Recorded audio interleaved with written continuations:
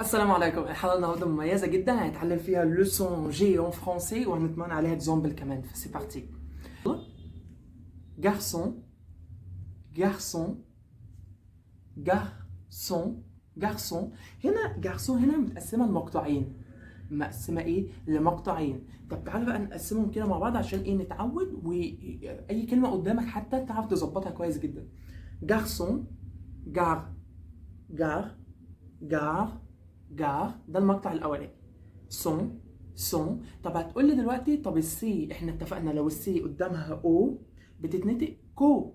كو السي بتتنطق لتر كا، بتتنطق كو. ليه بقى؟ اقول لك عشان هنا السي تحتيها ثلاثة كده، حرف الثلاثة بنسميها في اللغة الفرنسية سي سي دي. سي سي دي بتتنطق ايه؟ السي اهي بتتنطق اس اس. فناخد بالنا قوي قوي لو جات لنا اي كلمه فيها السي سي دي بتنطق اس اس عادي. فبقول جارسون جارسون جارسون. طب الاو ان هنا ده ايه الصوت؟ الاون ده حاجه في الفويل نازال، حروف الانفيه، فتلاقي الصوت خارج هنا. ها، جارسون جارسون جارسون. عظيم جدا. طب تعالى بقى ناخد الكلام ده كله ونتمرن هنا. بس قبل ما نتمرن هنا، في حد قال لي او سؤال من المشاهدين بيقول لي ايه الحاجه دي؟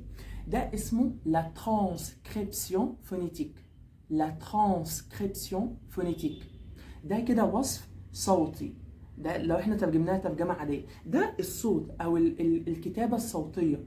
الكتابه الصوتيه دي اللي كل حرف، لكل حرف ولكل مقطع صوتي بيكون ليه تركيبه كده صوتيه لكل حرف او كل مقطع في الكتابه. مثلا اللي هو الاون ده، فاحنا لخصناه في الكتابه الصوتيه اللي هو الشكل ده.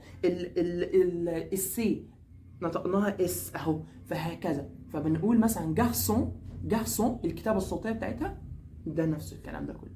فاذا ده حاجه اسمها لا ترانسكريبسيون فونيتيك. تري تري بيان. طب تعالى بقى ناخد الكلام ده كله ونتمرن عليه عملي هنا. دونك بنقول هنا لا مامون console son petit garçon en pleurs. تاني بصوا وتمرنوا على الارتيكولاسيون ولا ريتم. رتم الكلام نفسه بيتكلم ازاي. ما بقولش لا مامون كونسول سون بوتي جارسون اون بلور، لا، بقول اكنه رتم كده. لا مامون كونسول سون بوتي جارسون اون بلور. تاني لا مامون كونسول. هنا قلنا ايه؟ السي بلس ا كو كو كو. كونسول كونسول كونسول. تري بيان. سون بوتي جارسون، الاون son زي هنا بالظبط. son petit petit petit garçon en pleurs. E N هنا برضه نفس الكلام، حرف voyelle nasale. Très bien. تعالوا نقراها تاني كده. La maman console son petit garçon en pleurs. تاني. La maman console son petit garçon en pleurs.